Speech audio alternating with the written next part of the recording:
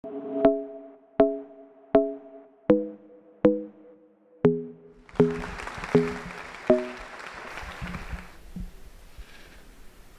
boa tarde, todo mundo. Eu sou curitibano, então estou muito à vontade com esse tempo nublado, né? Então, muito bom.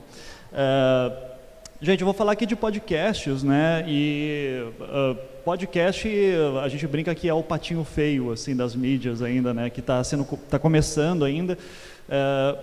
Mas sem dúvida, quando a gente está pensando em podcast, de tipo, como é que a gente explica podcast para quem não conhece, né? Eu não vou entrar nessa discussão muito, mas a gente pode já estar fazendo a relação direta com o áudio e, portanto, com o rádio. E daí, claro, né? Acho que a minha fala aqui vai ser, eu vou focar bastante aqui em estratégias, talvez, de como que a gente pode reinventar um meio cheio de vícios. Por que eu digo isso? Porque quando eu vejo jornalistas, e até jornalistas jovens, gente que está na faculdade ainda, querendo fazer podcast, e eu já venho fazendo podcast há alguns anos, dá para ver assim como o jornalista tem vícios que não consegue largar e não consegue, de repente, fazer uma produção em podcast que fale com essa linguagem de uma forma mais interessante. Então, eu já estou sendo muito metido falando isso, porque é o seguinte, eu não sou jornalista, né, de formação pelo menos. Eu fiz o meu registro de jornalista esse ano, se eu bem me lembro, no início do ano, porque de repente chegou um momento da minha carreira que tinha um monte de jornalista me chamando para dar palestra, para conversar e pedir dica. Eu disse, poxa, eu estou sendo reconhecido como uma coisa que eu não sou, então vamos abraçar esse negócio aí logo e vamos embora, né?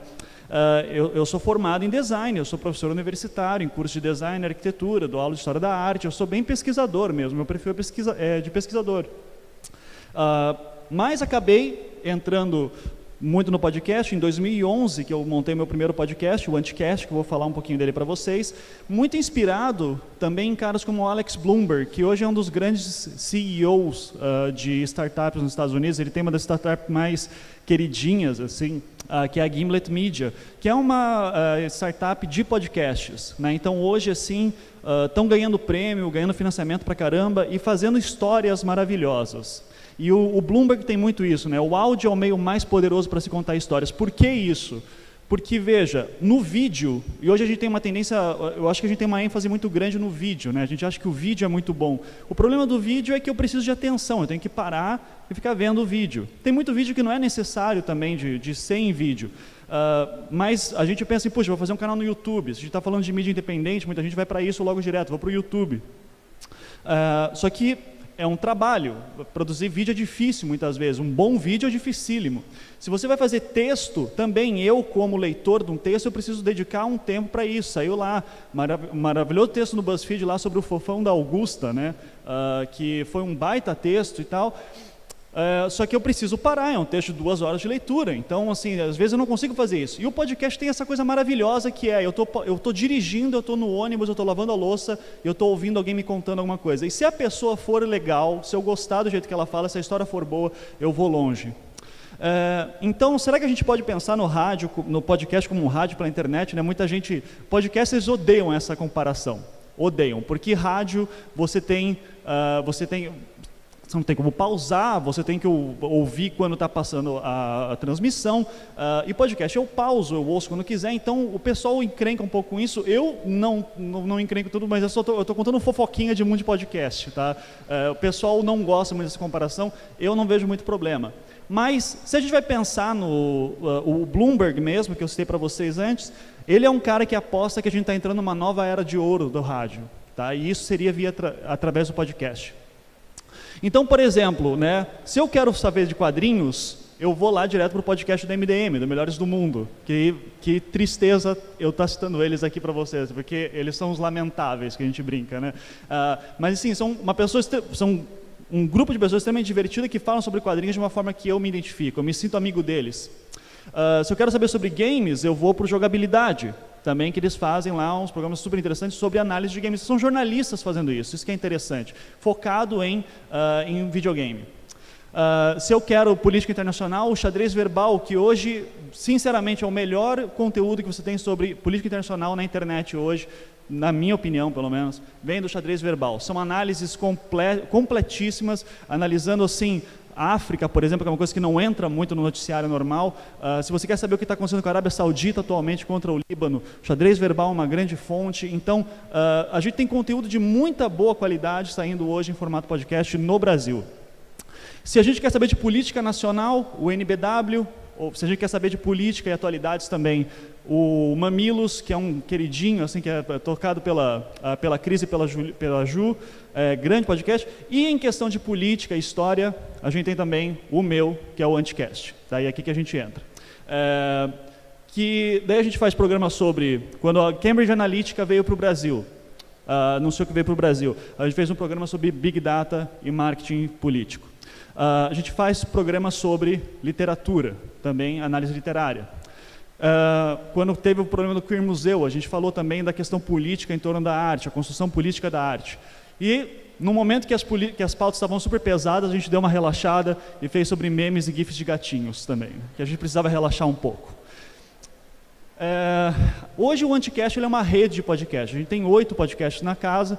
Se você entrar em anticast.com.br, tem desde o Anticast, que a gente fala sobre política, história, artes, enfim, o Não Obstante de filosofia, Salvo o Melhor Juízo, que é só sobre análise de direito, o Projeto Humanos, que eu vou falar um pouco mais para frente, o Feito por Elas, que é só sobre cinema produzido por mulheres, o Visualmente, que é sobre design gráfico, 3 páginas de análise literária, o É Pau é Pedra, que é feito pelos nossos contribuidores, nossos patrões, que a gente brinca. E daí nisso já vem essa questão do mito na neutralidade, né? Se tem uma coisa que diferencia assim, a gente bastante como fonte de informação, é o nosso posicionamento. Então, a gente aposta muito na ideia nessa distinção entre fato versus interpretação. Então, fato, houve um impeachment. Interpretação, será que foi golpe? Fato, Janaína Pascoal foi uma personagem importante dentro do todo o processo de impeachment. Interpretação, será que setores da esquerda não usaram machismo, muitas vezes nas críticas a Janaína Pascoal? Então, a gente entende que a interpretação, que a história acontece na interpretação. Então, o nosso posicionamento nesse sentido, a gente se entende mais como um grupo de esquerda, né? Pelo menos centro-esquerda, progressista, escolha o que você quiser, né? Então a gente aposta na questão da agenda de mulheres, de minorias, LGBT, negros, então a gente tenta sempre incluir um grupo bem diverso no nosso time. E isso dá certo, né? A gente tem aqui 30 mil downloads por semana, 30 mil downloads por semana, por episódio, pelo menos. Isso para podcast é um número grande, principalmente quando você está falando de podcast de política. Que você vai falar de cultura pop, os números podem até ser maiores, mas quando você está falando exclusivamente, são 2 horas de programa. São 2 horas de programa analisando Big Data e marketing político. Quem se importa com isso, né? Então a gente vai puxando aqui, é tudo esquerdopata mesmo, assim, tal. Daí tem volta e meia alguém reclamando que, mas vocês não têm variedade de pensamento. Eu digo, não, tem sim. Tem eu que sou centro-esquerda, tem o João que é comunista, sabe? Então tem um certo espectro ali para aquele lado. Como é que é a produção do Anticast, né? Como é que a gente faz essas pautas? E daí que tá, o Anticast sou eu, assim, nesse sentido de, sou eu que decido a pauta da semana, que chamo as pessoas específicas para aquilo, e eu aposto muito daí na fórmula de carisma e conteúdo. Um bom participante de podcast, a gente grava por Skype, então, eu chamo as pessoas, a gente grava por Skype, eu edito, lanço, e é assim toda semana, já faz 7 anos. Carisma e conteúdo é o seguinte, essa é a fórmula do podcast perfeito. O podcaster perfeito, ele tem carisma, as pessoas acham ele divertido, engraçado, ele fala bem, etc. Ele explica bem as coisas e ele tem muito conteúdo. E tem muita gente assim que daí pende mais para um lado ou para o outro. Às vezes o cara entende muito do assunto, mas ele fala monotonal, assim, nunca tem variação na voz dele. A gente não aguenta alguém falando assim.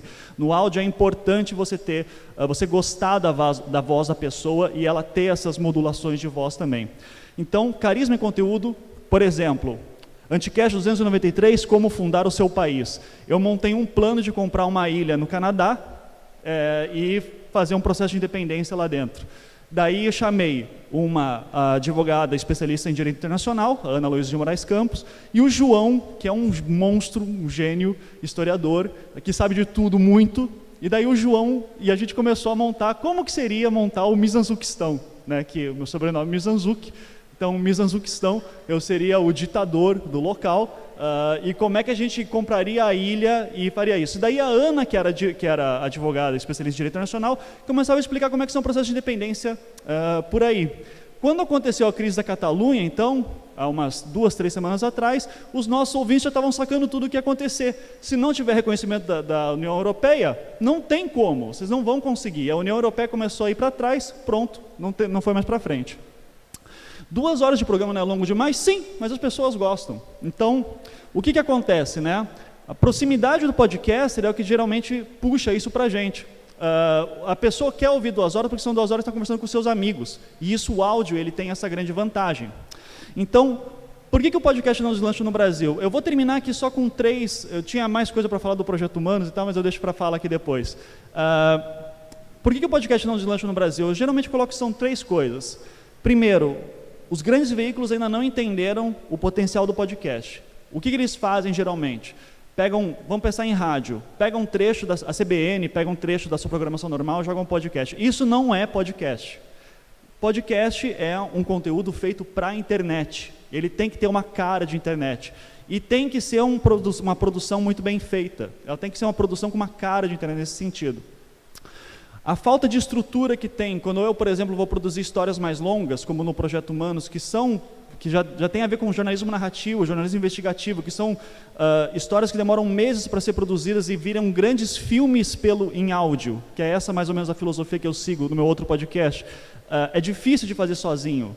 Com uma estrutura melhor, de repente conseguiria fazer. Se grandes veículos fizessem isso e começassem a puxar essa galera, o podcast se popularizaria. E 3, a falta de conteúdo produzido, falta de conteúdo de podcast feito para a internet, como eu falei antes. Não adianta você só pegar, reproduzir o que você faz na televisão ou no rádio e jogar na internet. O podcast ele é bem mais complicado. Esse é o formato mesa de bar, o Anticast, né, que a gente senta na mesa de bar e fica conversando, por exemplo, metaforicamente, não literalmente, né, seria difícil. Mas, para vocês entenderem, nos Estados Unidos, atualmente a mídia podcast cresceu no último ano 85%. Em questão de investimento publicitário. Isso significa que foi a mídia que mais cresceu em questão de receita lá fora. Por que fez isso? Não foi por causa do formato de mesa de bar, que é esse que eu faço com meus amigos no Anticast. Foi pelo formato storytelling, que esse é o formato daí que vai ser... Que se você pegar hoje os grandes podcasts nos Estados Unidos que estão ganhando prêmio, ganhando investimento e mudando a indústria, está acontecendo uma revolução na indústria nos Estados Unidos de podcast por causa do formato storytelling, que é uma mistura de entretenimento com informação, e é como um filme que você escuta, como diria o Ira Glass, que é o fundador do The American Life, cara que praticamente inventou esse formato. Que veio o Serial, que foi o podcast mais famoso nesse sentido. Quem não conhece, corra, você está atrasado nas tendências, o Serial. E aqui vem o meu projeto Humanos, em que eu faço justamente esse projeto Storytelling em português. É um dos poucos podcasts em português que estão fazendo isso. É dificílimo, e daí eu gosto muito daquela sensação que eu digo assim, quando eu estou contando uma grande história, como um documentário ou um filme que você está ouvindo no seu carro, e você estaciona na garagem, e daí falta só 5 minutos para terminar a história, você escuta, você fica na garagem, no escuro, até terminar de ouvir. Eu gosto de produzir essa sensação, são essas histórias que nós queremos produzir no Projeto Humanos. Então, eu dou a dica aí para quem quiser ver, justamente porque o Projeto Humanos dá essa voz aos números, né? Quando a gente falou lá da guerra da Síria, e falamos com um refugiado sírio, a gente deu uma voz para um daqueles números, e convido todos aí a ouvirem, a conhecer o Projeto Humanos e o Anticast. Muito obrigado.